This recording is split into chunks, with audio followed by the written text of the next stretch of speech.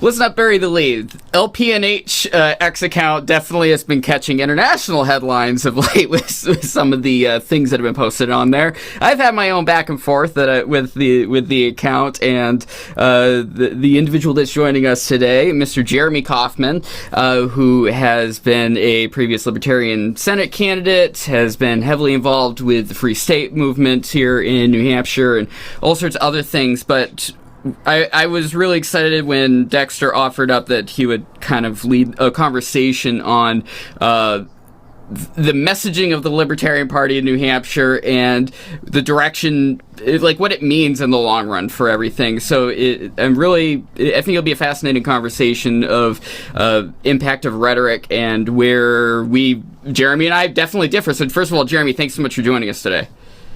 Sure. I'm happy to be here. I'm always happy to talk to other sort of right-wing or libertarian people. I see LPNH as sort of a right-wing branch of libertarianism, and I see what's happening here with the Free State movement in New Hampshire as very related to what LPNH is doing. And so sort of the key strategy that LPNH takes is, for better or worse, sometimes for worse, we want New Hampshire to be branded as the libertarian state.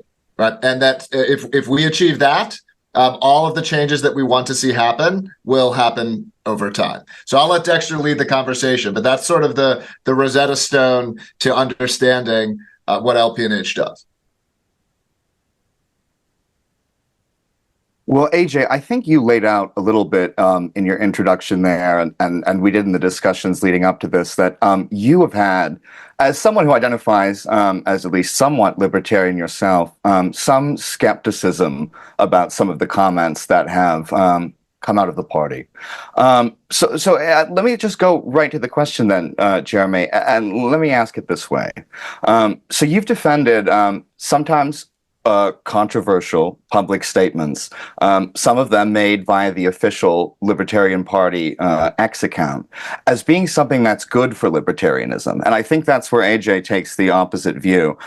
So I'm just wondering if at the opening here, you could maybe explain to us why you feel that way. Why is this brand of speaking good for libertarianism? Sure. So it probably depends on how you approach politics. Generally, I see political persuasion as being largely, but not entirely, false. Libertarians are hold a distinct set of positions in the world, and these are minority viewpoints. In fact, they're highly minority viewpoints. And so the Free State movement, as I see it, is about creating a libertarian homeland. We've defined that homeland as being the state of New Hampshire, and that means attracting libertarians here from around the world, right? So libertarians in New Hampshire may be around 5 to 10% of the state today by population. I want the population of libertarians in New Hampshire to be 75 or 80% one day. I see this as a movement to create a libertarian homeland. And so that means both attracting libertarians here by any means possible, getting attention about New Hampshire by any means possible, building that brand that New Hampshire is the libertarian state by any means possible. I also see it as eventually necessary that some people within the state who are non-libertarians, that they leave the state, that we will never persuade them, that you are not going to persuade a bunch of these leftists to adopt libertarian philosophy. Their psychology is too foreign to it. And so it is better that those people are made uncomfortable, that they feel that their state is slipping away from them, and that they eventually leave. Well, I want to get AJ's analysis of this question, but let me just try very briefly to elaborate on that, or to get you to elaborate a little bit more on that. What is it specifically about controversial statements that you think is an advantage to the Libertarian Party? Because I'd like to see how you'd respond on this, but if you could speak a little more specifically to that point, I think it would be interesting. Well, find another way to get the press to talk about you. We can give the best libertarian argument in the world about how free market economics and letting prices rise in a disaster is a better solution to price gouging laws, and we can give you the most airtight economic arguments in the world. There will be absolutely zero mention of them If you say Nina Turner picking crops should be free in response to her saying healthcare should be free, a bunch of press institutions will write an article about the racist Libertarian Party of New Hampshire, and they'll put Libertarian and New Hampshire in the headline. Okay, and so there is no way to get, and I consider basically all of the sort of quote centrist corporate press to be leftist, right? There's media that's explicitly right wing, and then all other media is left wing. Any media that claims to not be left wing is still left wing. Any media that claims to be centrist is left wing. And there's no way that these places are going to talk about you in any positive way. If people can show me any plan for doing this, where they'll say Libertarian New Hampshire and write a positive article, I haven't seen one. In fact, there's one, but it's only because I happen to know that those journalists are actually somewhat sympathetic, to the plight. And so you're not going to get these places to cover you via anything other than giving them something negative to say about you from their value frame. I think that was the most frank and accurate answer I've ever gotten in a political discussion.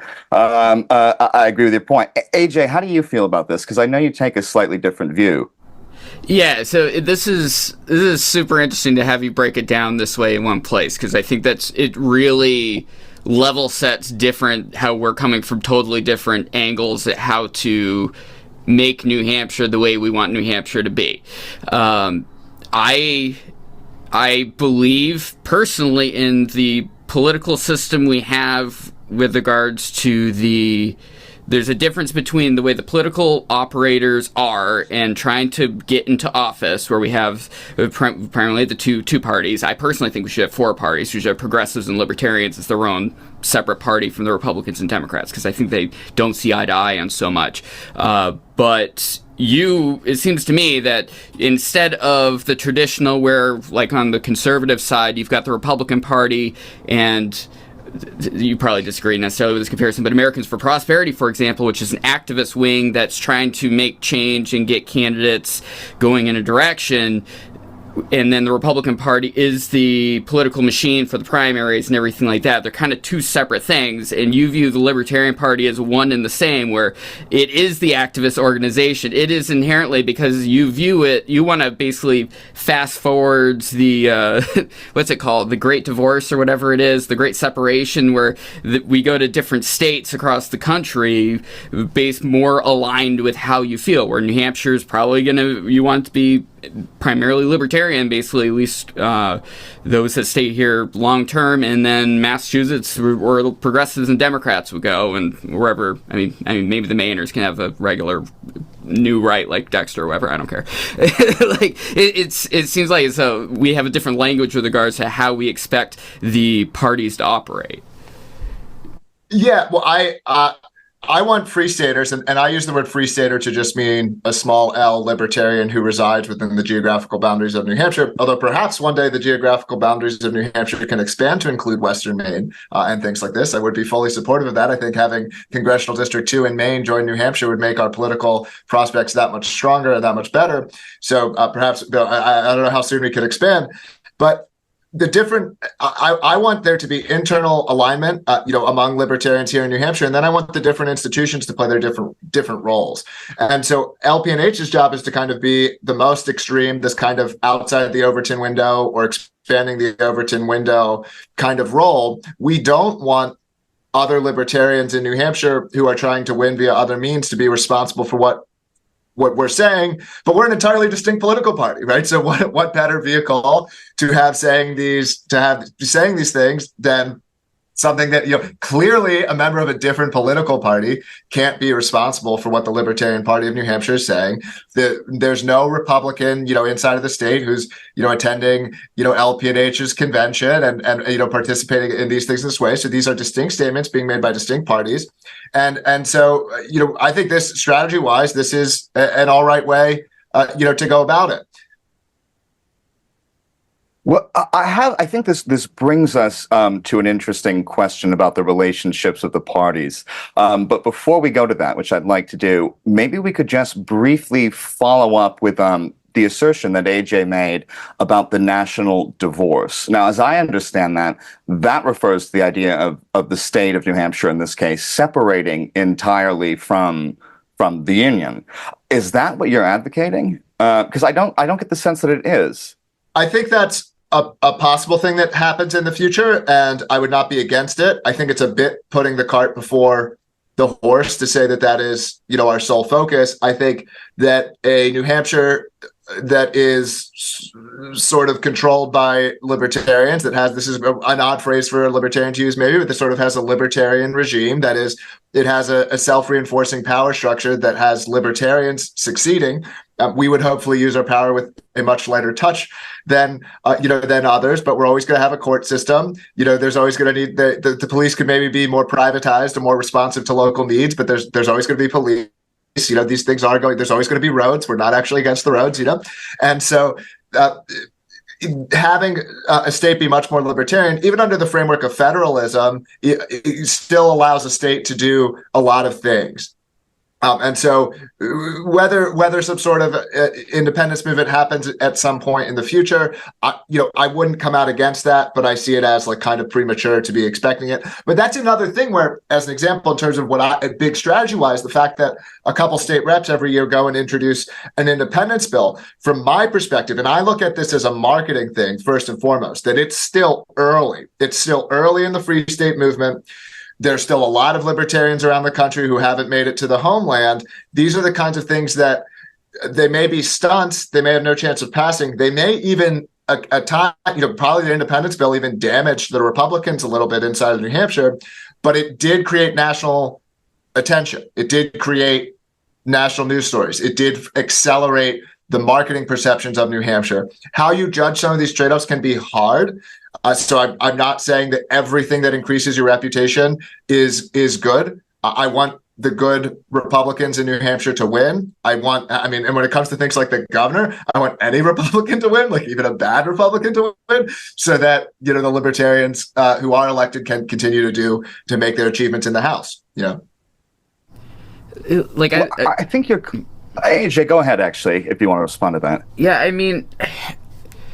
Maybe it's the naive hopefulness in my heart that I hope I never lose to a certain extent, where I genuinely think a lot of the platform of what, especially what you're saying with regards, it's not anarchy. I think a lot of people take libertarianism as straight up anarchy because there's a lot of anarchists that kind of are in the circles, and I fundamentally disagree with them. Like, we're not saying fundamentally to throw out everything, the baby with the bathwater, the bathtub into the dumpster, and we set it all on fire in the backyard. Like there's somewhere in the middle where I think a lot intergenerationally we can convince Republicans to go more in the direction that we want. Like, we agree on so much when you look at the platform, but when it comes down to how I want it to happen, we 100% disagree, because I think we can get the Republicans to more and more, like we've had a lot of success with the Free Staters of the Republican Party in New Hampshire,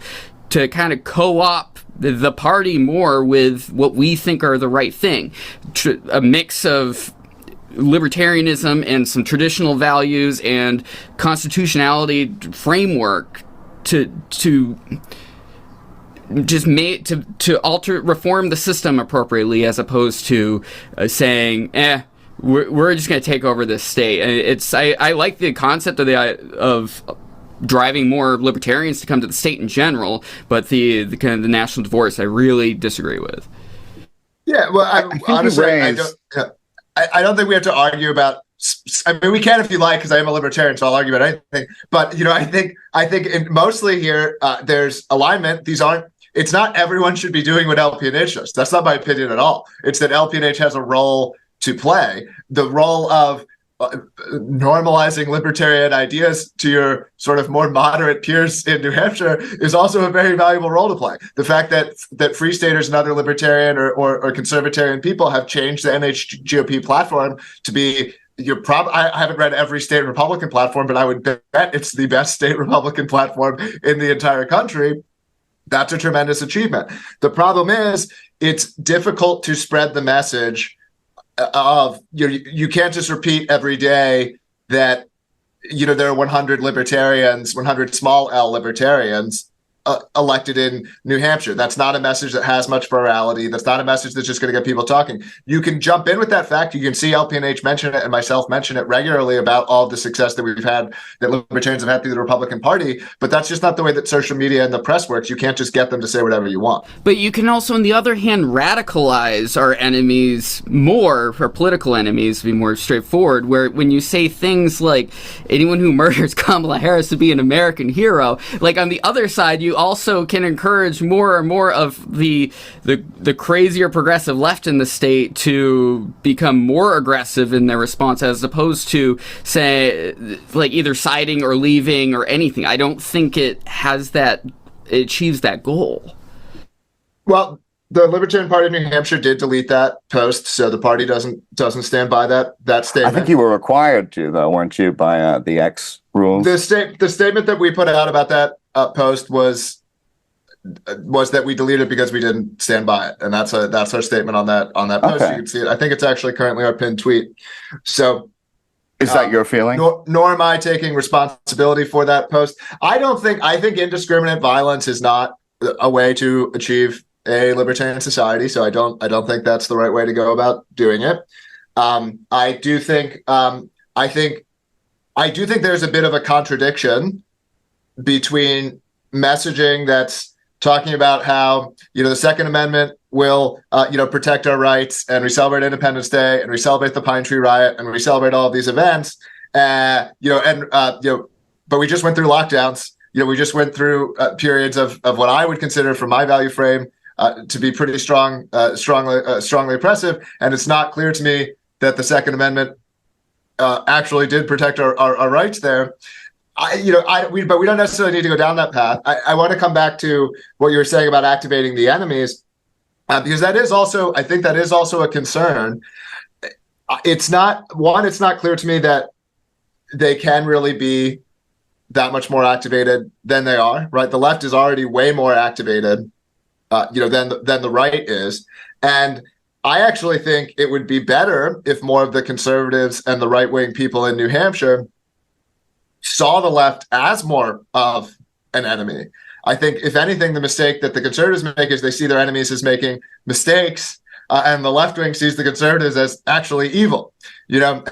And so that's something where if both sides see each other as making mistakes, then you could have a discussion. But I think the Republicans inside of New Hampshire play inside of the value frame of the Democrats way too often. And so rather than playing offense, they're playing defense. And I would like to see New Hampshire Republicans playing a lot more offense and less defense. Agreed. Well, I think that you both have made good statements now on the idea of activating the enemy, and I'm glad we addressed that, because I think it's important. But it does leave the question about activating the friends. So Jeremy, you clearly are both pragmatists in the way that you approach this, with good marketing minds. But Jeremy, those who have criticized you and the libertarian side for endorsing Trump, I would say, almost seem to think, and perhaps wrongly, that you're advocating for some kind of libertarian GOP syncretism. But if I understand you, I take it you believe that people with very different views can still choose between the lesser of two evils when we're presented with the sort of binary choice between two realistic candidates who are on offer right now.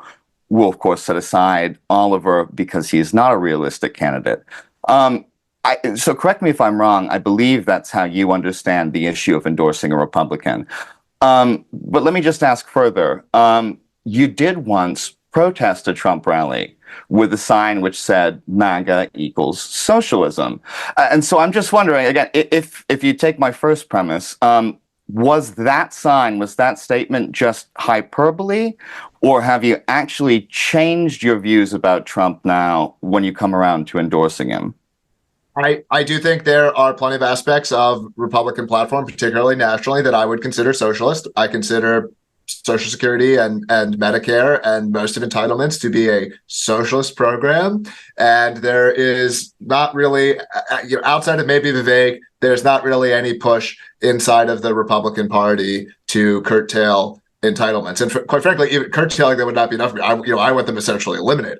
I don't want there to be any food stamps program. I don't want there to be any Medicare program. I don't want there to be any Social Security program. Or if there is going to be a Social Security program, there has to be some way that people can opt out of it. In which case it would be quite a bit different. So. But yes, this is you are choosing the lesser of two evils.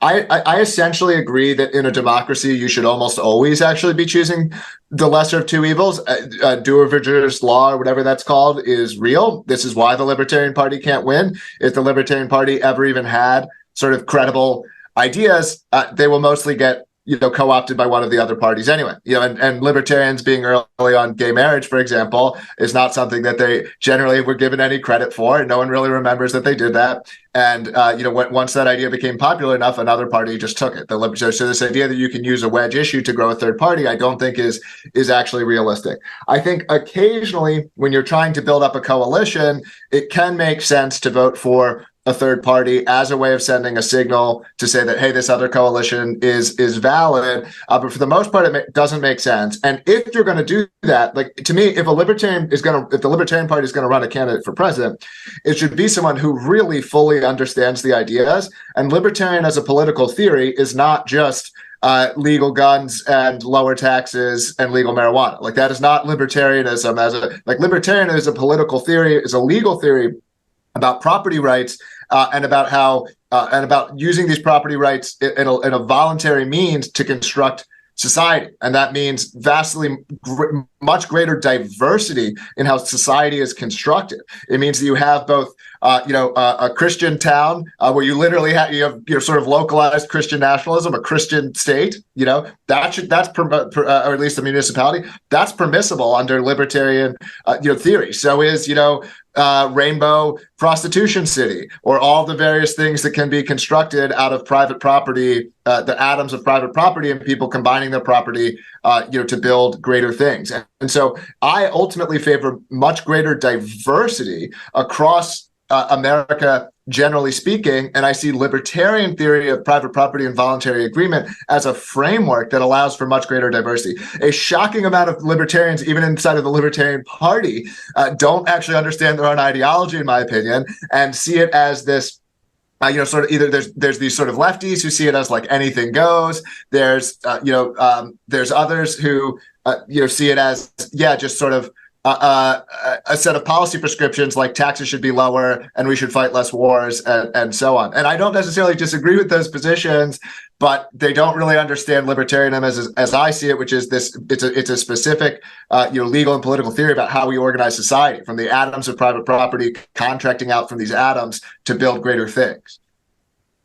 I mean, AJ, I won't say you were late to endorsing Trump, but you were also later, let's say, in coming out of that side. Is there anything here where you two are finding common ground in your view, or do you feel differently? Yeah, it's being pragmatic about it. I agree that politics, when it comes down to especially national office, is going to come down to the lesser of two evils, because we've got 300-something million people across this country that drastically vary from state to state with how they feel about various issues. And so, I mean, this is a good question. I really have for you, Jeremy. Is a successful national libertarian party possible with how it's currently set up, where it's chaotic from person to person in the party, let alone state to state party?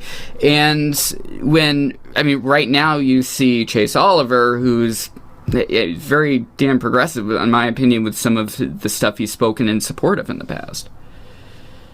Yeah, I think he's absolutely an embarrassment. I don't think he understands libertarianism in the way that I was just describing. I don't think he understands the philosophy. It wouldn't shock me if he's literally never read any of the sort of foundational books of libertarian political theory or any of these things.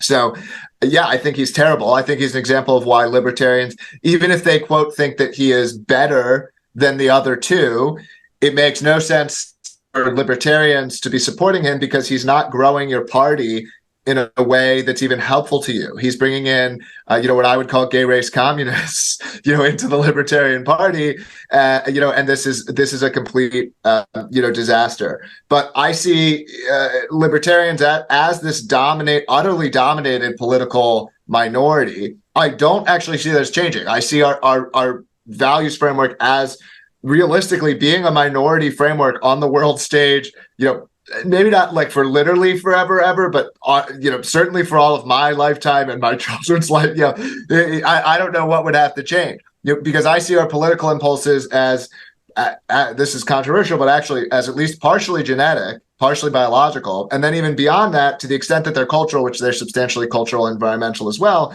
they're largely fixed by adulthood, and there's not some way to change the entire worldwide culture. A lot of what's happening in the world currently, I see as being motivated by this sort of leftist egalitarian impulse to level others, which is this deep-seated impulse within humans to sort of chop down other people. And you can see even libertarians with this impulse. So I'm not trying to say libertarians don't have it.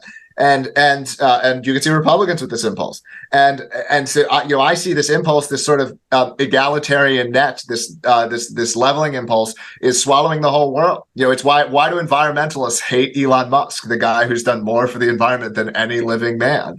And it's because he's a man who stands very tall. And so I see the project that we're working on here as creating a space in the world where this value structure doesn't apply, a value structure much closer to that of original America, where we can be exceptional, where people can achieve and build great things. This is, and there's very few to no spaces in the world anymore, where entrepreneurs and brilliant artists and brilliant inventors can just go and accomplish things. And I see it as being increasingly necessary that a space like this in the world exists. And my sort of medium to long-term vision is, and New Hampshire is not that space today. I think we're on the way. I think we have better state laws, but truthfully, we haven't really achieved this here either. But part of what so excites me about this project is the potential of potentially achieving that here in New Hampshire.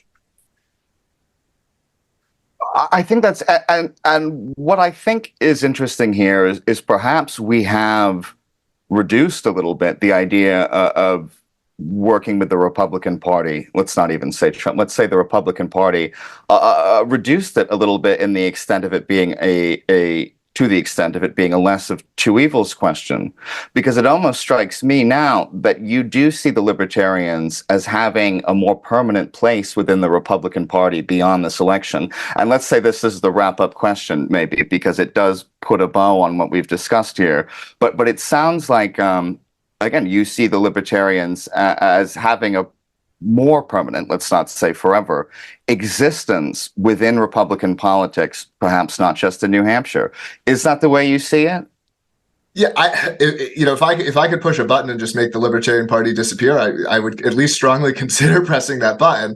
Given that the Libertarian Party exists and it's called the Libertarian Party, I am going to stay in it because there is no better word to describe what I personally believe, and I'm not interested in that party being controlled by people who are the opposite of what who believe the opposite or don't understand the philosophy at all. Certainly inside of New Hampshire, the Libertarians have been winning through the Republican Party, although I'm increasingly encouraging Libertarians to go run as Democrats as well. What an ideal world it would be if my choice was Chase Oliver or Lily Tang Williams or whatever on the ballot. Right? This is an ideal choice to have. Chase Oliver as a Democrat, and one of our great Republican libertarians here, I don't know, Travis Corcoran, and these are my choices. I have to choose between Chase Oliver and Travis Corcoran. Right? This is my ideal ballot. In terms of national politics, Trump's a salesman. You don't know what you're going to get, but he has signaled that he is going to give libertarians some things. Personally, I think people like Vivek, Musk, and to a decent degree Vance are more reasons to be excited about a Trump presidency than Trump himself. But that's already a lot more than you had with Trump in 2020. So I think that's a very well taken point. AJ, do you have any thoughts on the same thing to bring us to a close? The Libertarian Party having a permanent role as an ideological force in the Republican Party. I think that should be the Libertarians' ultimate goal, is to co-opt the Republican Party. Fundamentally, that's the way I think we need to move forward, because that's the only way to win politically. Like that's, I don't see another viable path forward, and it's fascinating. Once again, you talk about the left-wing libertarians. It's interesting seeing the ideology from the left also start weaseling into the Democrat Party. I think it'll take a hell of a lot longer for them to be successful than on the Republican side, because of the nature of the New Hampshire Democratic Party and the DNC nationwide. But I agree. Like, I hate to see a political movement base disappear like the Libertarian Party, because I think it's very valuable. Its part it plays, but I sincerely agree that that's kind of the path forward. Right. It's interesting. It seems like, at least on this point, all three of us, and I am not a libertarian, I should put out for reference in case the viewers of the show are not already aware. But I think on that, it seems like at least we're all in agreement. Right. Awesome. Yeah. Look, I'm much more reasonable in a longer form. Like, I also play to the format, and to me, I see X as, to a decent degree, it's often performative. It's professional wrestling. Like, you've got to meet the medium where it is a little bit. As a podcast, you can be more nuanced, and I do longer form posts and like more nuanced stuff on my own name on X, and so there is some room for that. But you've got to play the game that you're playing, and so there is a degree to which I match the medium, in terms of the way that I'm communicating. We haven't had to bleep you once, I don't think, to keep this on YouTube. So, I'd say certainly you're right. Yes, different language that perhaps we'd use in other platforms. Well, AJ, do you want to take us home then? Because it sounds like we're all ending on a happy note. Yeah, so we've kumbaya'd our way here. Okay. Dexter Tarbox, contributor here. Thanks so much for moderating this conversation. I think it was really interesting. Thanks, and insightful into the libertarian movement in the state. Jeremy Kaufman, thanks so much for joining me. Definitely check out LPNH. And where else should people check out what you're up to? You can follow me on X at my full name, Jeremy Kaufman, and I'm launching something new. There's not much info about it on there yet. I'm not going to spell it out here, but you can go to aristalist.net if you want to see my new project. Awesome. Thanks so much for joining me. NewEnglandTake.com if you want to get more from this show. We're on all major podcast platforms now, posting the audio-only version of the show there. And, of course, like and subscribe if you're on YouTube. We'll talk to you soon.